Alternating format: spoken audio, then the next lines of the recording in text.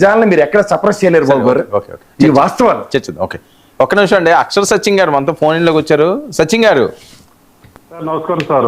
నమస్తే అండి. నమస్తే అండి, చెప్పండి సార్. ముందుగా కేఎస్ ప్రసాద్ గారు మాట్లాడుతూ పవన్ కళ్యాణ్ గారు కాపుల కోసం 10,000 ఎకరాలు 5,000 ఎకరాలు డిమాండ్ చేయొచ్చు కదా అంటున్నారు. మరి ఆయన ఏ ఉద్దేశంతో అన్నారో, పవన్ కళ్యాణ్ గారు కాపు ముద్ర వేయడానికి అన్నాడో ఏంటో తెలియదు. కానీ పవన్ కళ్యాణ్ గారు కాపు నాయకుడు కాదండి. కాపుల కోసమే పార్టీ పెట్టలేదండి. కాపులకు 10,000 ఎకరాలు కేటాయించండి అని అడిగితే మిగిలిన కులాల పరిస్థితి ఏంటండి? అంటే పవన్ కళ్యాణ్ 10,000 ఎకరాలు కేటాయించండి అంటే కమ్మ ప్రభుత్వాలు కమ్మలు కేటాయించుకున్నట్టు, రెడ్డి ప్రభుత్వాలు రెడ్లు కేటాయించుకున్నట్టు పవన్ కళ్యాణ్ కూడా కాపులు కేటాయించమంటే ఈ 3 కులాలు మిగిలిన కులాలు ఏమైపోవాలని చెప్పడానికి పిలిచారు. నాకు సమాధానం చెప్పడానికి ఫేస్ టు ఫేస్ మాట్లాడుకుందాం నేను చెప్పలేమండి. రెండో పాయింట్, ఏదో పవన్ కళ్యాణ్ గారికి ఏదో వరం మీద నిలబడిపోయాడు అంటారు కదా. తెలుగుదేశంలో ఎప్పుడు నెగ్గలేదు సార్. 1995 నుంచి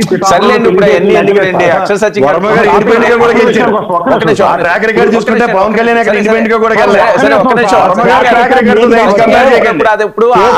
చరిత్ర అంతా వద్దు, ఆ గతం అయిపోయింది. నియోజకవర్గమే లేదండి. ఈ రోజు నియోజకవర్గం లేదు పవన్ కళ్యాణ్ గారికి.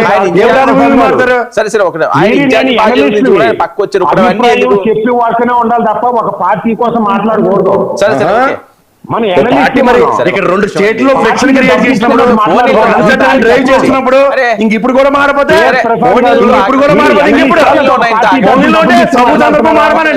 నాకు సమాధానం చెప్పుకోవడానికి డిబేట్ కండి. నాకు అర్థం కాదు. పక్కన కూడా మాట్లాడి పనికి మళ్ళీ చెత్త మారుతుంటే అంతకని కాదు. కాన్సెప్ట్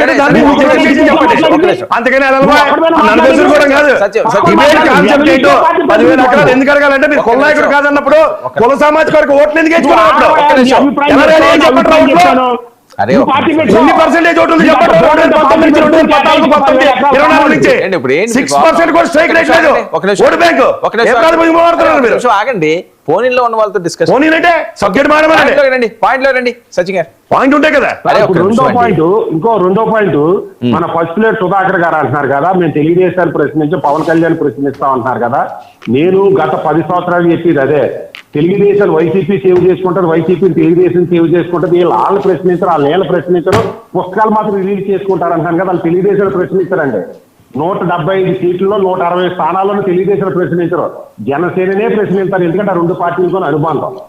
ఇంకో పాయింట్, ఇదే ఫస్ట్ ప్లేట్ సుధాకర్ గారు జనసేన పార్టీలో ఉన్నప్పుడు జగన్మోహన్ రెడ్డి గారు చెప్పారు. అప్పుడు పవన్ కళ్యాణ్ మంచోడు, జగన్మోహన్ చెడ్డోడు. ఇప్పుడు పవన్ కళ్యాణ్ చెడ్డోడు, జగన్మోహన్ రెడ్డి మంచోడు. అంటే ఇటువంటి అవకాశవాదులు మాట్లాడే మాటలు ప్రజలు నమ్మేయాలి.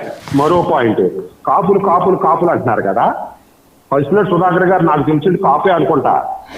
2004లో రాజశేఖర రెడ్డి గారు కాపులకి రిజర్వేషన్ ఇస్తానని ఇవ్వకుండా 44 ఉన్న రిజర్వేషన్ 49 తీసేసి శాశ్వతంగా కాపులకి రిజర్వేషన్ లేకుండా చేసిన రాజశేఖర రెడ్డి గారి గురించి ఫస్ట్ ప్లేట్ సురేష్ గారితో సహా కాపుడానికి ఏం చేశారు సార్? ఇదే జగన్మోహన్ రెడ్డి గారు ముద్రగడ పద్మనాభం దీక్ష చేసేటప్పుడు కాపుల రిజర్వేషన్ శాశ్వత న్యాయబద్ధమైనవి, చట్టబద్ధమైనవి, నేను ప్రభుత్వం వచ్చినట్టు రిజర్వేషన్ ఇస్తానని కిర్లంపూడిలో నేను ఇవ్వనన్నప్పుడు ఇదే కాపు నాయకుడు ఫస్ట్ ప్లేట్ సుధాకర్ గారితో సహా ఏం చేశారు సార్ మీరు? రంగా కొడుక్కి పక్కన పెట్టేసి పైకి వచ్చేసి రంగా మడ్డల ఆరోపణలు ఉన్న వ్యక్తిని చేరదీసి కోట్ల ఆస్తులు దారాదత్తం చేసిన ఆరోపణలు ఉన్నాయి రాజశేఖర రెడ్డి గారికి, జగన్మోహన్ రెడ్డి గారి. ఒక్క నిమిషం సార్, ఈ కాపు నాయకులు ఏం చేశారు సార్? కాపులకి చంద్రబాబు నాయుడు గారికి ఈడబ్ల్యూఎస్ రిజర్వేషన్ జగన్మోహన్ రెడ్డి గారు తీసేస్తే ఈ కాపు నాయకులు ఏం చేశారు సార్? నిజంగా వైసీపీకి ఇంత కాపుల మీద పిచ్చి ఉంటే, అభిమానం ఉంటే అంబటి రాంబాబు గారిని చీఫ్ మినిస్టర్ చేయమనండి, మేమందరం మద్దతు ఇస్తాం. లేదు ముద్రగడ పద్మనాభం గారిని వైసీపీ నుంచి చీఫ్ మినిస్టర్ చేస్తాం ప్రకటించమనండి. అసలు శ్వేతపత్రం రిలీజ్ చేయమండి. రాజశేఖర రెడ్డి గారు కానీ, జగన్మోహన్ రెడ్డి గారు, చంద్రబాబు నాయుడు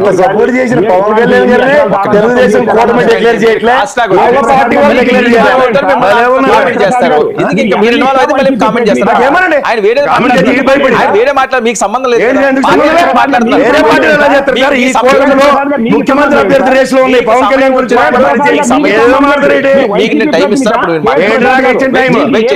తీసుకొచ్చి మా నెస్సికి పెట్టి మాకు సమాధానం చెప్పుకుంటూ కూర్చుంటే ఏం చెప్పాలి డిబేట్ లో చెయ్యొద్దు. ఇలాంటి చాలా చూసాం. మీకు కాపుని విషయం ఏ విధంగా సంబంధం? నీకేం సంబంధం? నీకేం సంబంధం? అరే నాకు నేను కాపుని ఇండియాలో ఎవరికైనా మీది కాదు ఇది. ఆ ప్రవచనాలన్నీ చెత్త అంతా ఎవరండి నన్ను క్వశ్చన్ చేయడానికి? బాబు సమాజ్ మాట్లాడినివ్వండి. ఏంటి మాట్లాడినివ్వండి? మీ సైలెంట్ సబ్జెక్ట్ దేనికి పిలిచారు ఆయన? అది మారమనండి. మీకు సంబంధం లేదు, మీకు సంబంధం లేదు. నాకు తెలిసి నేను ఏం చెప్పాలో మీరు ఆగండి, మాట్లాడండి. సార్ వర్మ గారు ఒక ఎనలిస్ట్ అనేవాడు అభిప్రాయం, నేను అవి అభిప్రాయం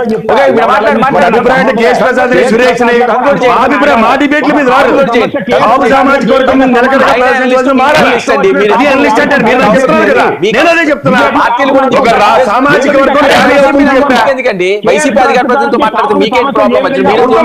ఆయన మాట్లాడతాడు, ఆయన మాట్లాడడం తెలుసు, మీరెందుకు చూడతారు? మీకు సంబంధం ఏంటి? నేను వైసీపీ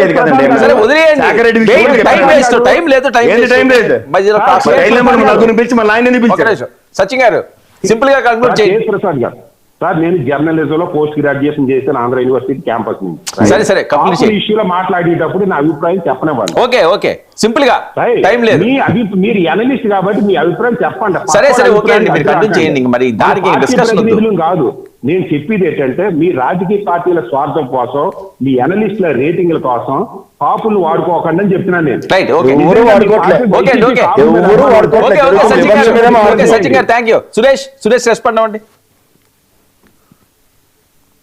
సార్, ఇప్పుడు అక్షర సత్యం గారు చాలా మాట్లాడారు. అంతకుముందు జగన్మోహన్ రెడ్డి గారు ఎప్పుడు పాలసీల మీద ఎవరి మీద వ్యతిరేకించామని ఎవరిని అందించలేదు. ఈ రోజు కూడా పవన్ కళ్యాణ్ గారిని మేము పాలసీల ప్రకారమే ఏదైతే ఎన్నికల మేనిఫెస్టోలో మాట్లాడిన మాటలు, at the same time Pavan Kalyan గారు అనేక సందర్భాల్లో ఆయన చెప్పినటువంటి వ్యాఖ్యల ఆధారంగానే మాట్లాడుతున్నాం తప్ప పని కట్టుకొని విమర్శించట. ఈ రోజు కాపులకి ఏం చేశారు సార్? చంద్రబాబు నాయుడు గారు కాపు సామాజిక వర్గానికి బీసీ హోదా ఇస్తామని మాట్లాడితే ఆ రోజు ఉంటుంది కమిషన్ వేశారు, మధురాజ్ కమిషన్ అని వేసి ఆ కమిషన్ ని తీర్చాల్సి ఆ రోజు మధురాజ్ కమిషన్ వేసినప్పుడు ఇలాగ అడిగేది అక్షర్ సత్య గారు ఈ సురేష్ లాంటి వాళ్ళు ఏం చేశారని ఆ రోజు 13 జిల్లాలు తిరిగా నేను ప్రతి ఒక్క జిల్లాలో ఉన్న కాపు సంఘాల నాయకులందరితో మేము ఆ రోజు కూర్చొని పనిచేసాం. ఎందుకు? ఆ సామాజిక వర్గం కోసం మేము బీసీ రిజర్వేషన్ కావాలని. అలాంటి వ్యక్తులు ఉన్నతమైనటువంటి వ్యక్తి దాత రాము గారు వాళ్ళందరూ ముందుకు పోరాడారు. మన వ్యక్తులను మార్గదర్శకంగా ఇచ్చేటువంటి వ్యక్తులు పార్టీలు కాదు. ఆ రోజు సామాజిక